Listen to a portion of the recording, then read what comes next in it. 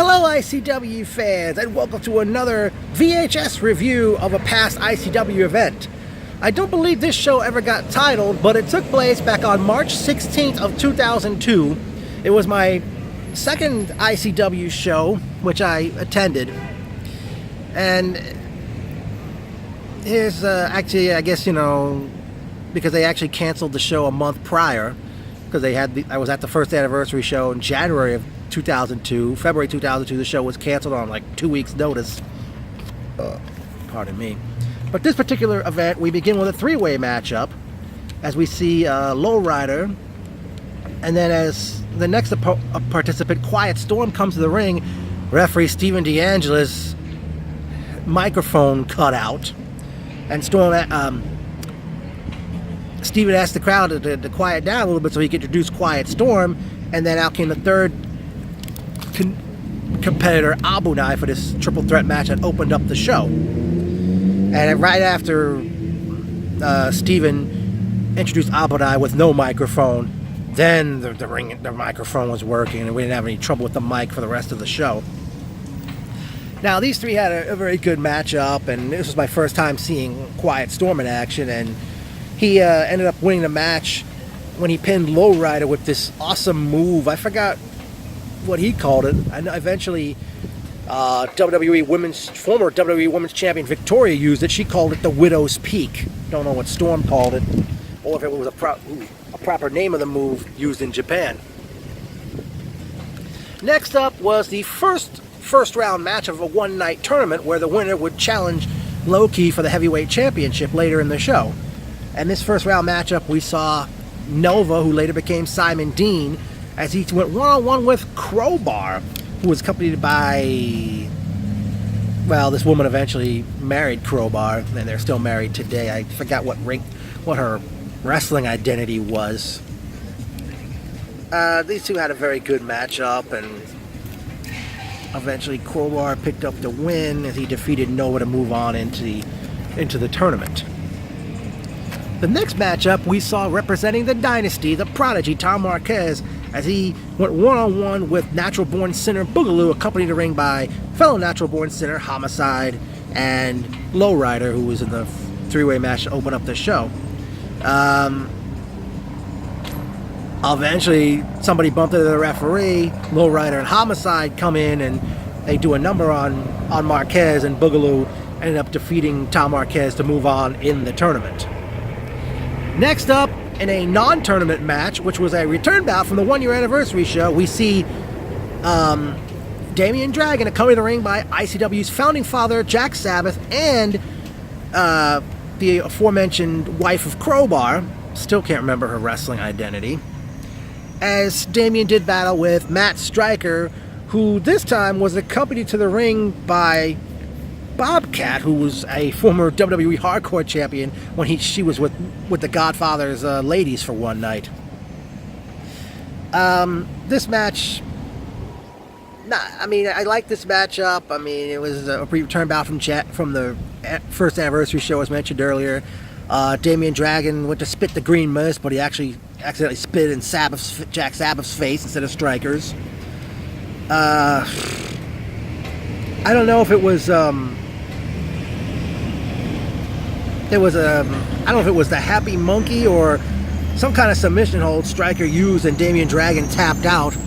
And after the match, Striker gave Sabbath a stunner after it was over. Then we resume with the first round matches of the one-night tournament, which we see Kid Cruel, who we know is Mike Cruel, the son of the Bodyguard for Hire, as he took on the Dynasty's Chris Divine. Now, throughout this match, Cruel went to work on Divine's arm and started hissing like a snake, and then the crowd started hissing like a snake. Eventually, I forgot how, but Chris Divine ended up defeating Kid Cruel to move on in this tournament. Then came our final first round match of the night. Final first round match of the tournament, I should say, as we see Natural Born Sinner, Notorious 187 Homicide, accompanied the ring by fellow Natural Born Sinner Boogaloo and Lowrider, as Homicide went one-on-one with Prince Nana. Nana cut a promo before the match, can't remember what he said. Eventually, the match was on, and Homicide made Nana tap out to the STF, moving on to the tournament. Next up, out comes the all-around best Xavier, and he gets the microphone, and I think somebody actually, what am I saying? There's somebody, all right.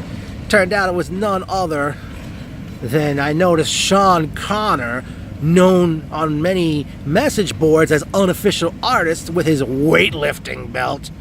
I think he was the one that said to Xavier, "Oh, where's your Northeastern Championship belt?" Xavier says, "Oh, I left my belt home. So what?" Eventually, Little Guido comes out to the Bee Gees Staying Alive, and they have a match right then and there. Xavier ends up defeating Little Guido, and after the match, Guido offered a handshake. They shook hands, and I forgot what Guido did to Xavier afterwards. That while Xavier was down on the mat, Guido slaps him right in the face. I know at that point they did go to intermission for that show. When the show resumed, it was time for semifinal action, as we see Crowbar go one-on-one with the Dynasty's Chris Divine. I forgot what happened earlier. Something happened with Crowbar's wife, Damien, and Sabbath earlier in the show. What I do remember is that Damien comes out, he spits green mist in Crowbar's face, which enabled Chris Divine to pick up the win and move on to the finals of the tournament. Next, in a non-tournament match, out comes Crazy Ivan, or at least at the time, Skinhead Ivan. Ivan hits the ring, grabs a microphone, and he's, doing a Nazi gimmick, doing the Hitler salute, and he eventually gets the microphone. He belts out every racial remark you can think of, basically drawing more heat than the Sahara Desert, shall we say. And then Ivan ends his promo by saying, "There's nobody back there that can beat me, so bring him on!" And out came the late Balls Mahoney, who got a huge pop from the crowd, and the match was on. And Balls Mahoney defeated this crazy skinhead Ivan, whatever you want to call him.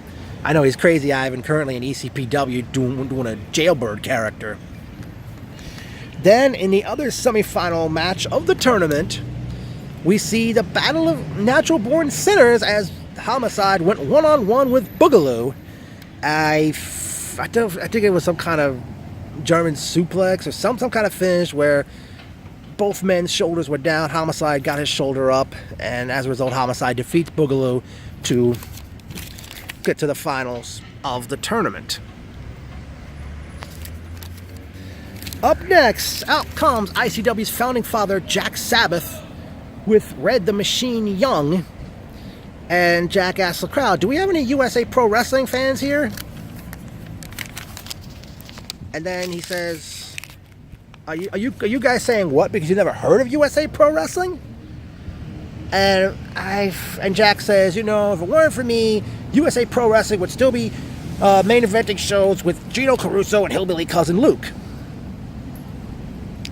Eventually, Red Young takes the microphone and said that a few months prior, that he was on a USA Pro show, and that Frank Goodman put him in a ticket-selling match, and Red Young felt he deserved better. So Frank Goodman, owner of USA Pro Wrestling, he comes out, and he says, he gets the microphone, he says, "Hey Jack, if I was you, I'd be more concerned why everybody's carrying on back there, wondering why they haven't gotten paid." And Jack says, "Everybody will be paid, everybody but you." He says, "I'll stiff you."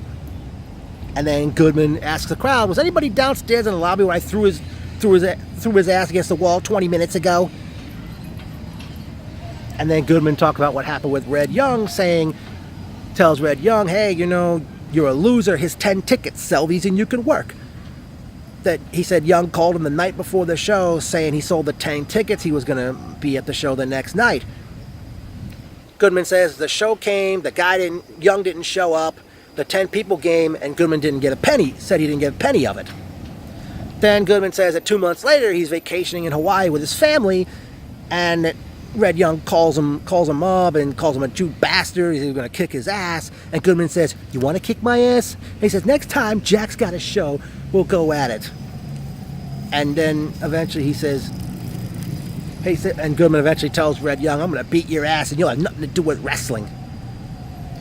And then Jack tells somebody in the crowd to shut the fuck up, and Goodman says, "That asshole over there happens to be the brother of the new Dynamite Kid." And then Jack says, I jumped off the balcony, put your brother through a table, breaking his ribs. You want to be next?"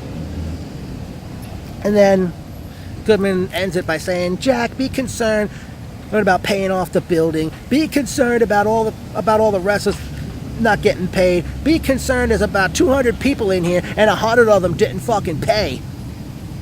And then Goodman eventually went through the curtain, and you hear Goodman making derogatory remarks saying, Jack stiffs wrestlers, Jack doesn't pay his bills. And at that point, Jack announces the Boogie Nights, but instead of Danny Drake and Mike Tobin, out comes Jimmy Hustler, who passed away in 2006, and I believe that was Rockshot 337 with him. I think Hustler got the microphone, forgot what he said, but eventually out comes the Hit Squad, Monster Mac and Mafia, who we know as Dan Moff. They hit the ring, dispose of Sabbath's Knights, and out comes the combination of H.C. Loke, who was in the dying days of ECW as a referee, and he ended up one half of the Carnage crew in Ring of Honor, and also his partner Sledge, who was part of the early days of ICW in early 2001. And also the Christopher Street Connection, Mace Mendoza and Buffy come out, and as do the Solution, Papa Don and Havoc, and they have a 4-way tables match for the Tag Team Championship. I forgot who it was. It might have been the Christopher Street Connection or maybe the Hit Squad, but they put Sledge and H.C. Loke got eliminated first. The Solution eventually put the Christopher Street Connection to a table, leaving the Solution down to them and the Hit Squad, and then all of a sudden Dan Moff hits Papa Don with the Burning Hammer, and they were ready to put him to a table. Monster Mac, he yells, "Moff!" and everybody's yelling, thinking, get the tables.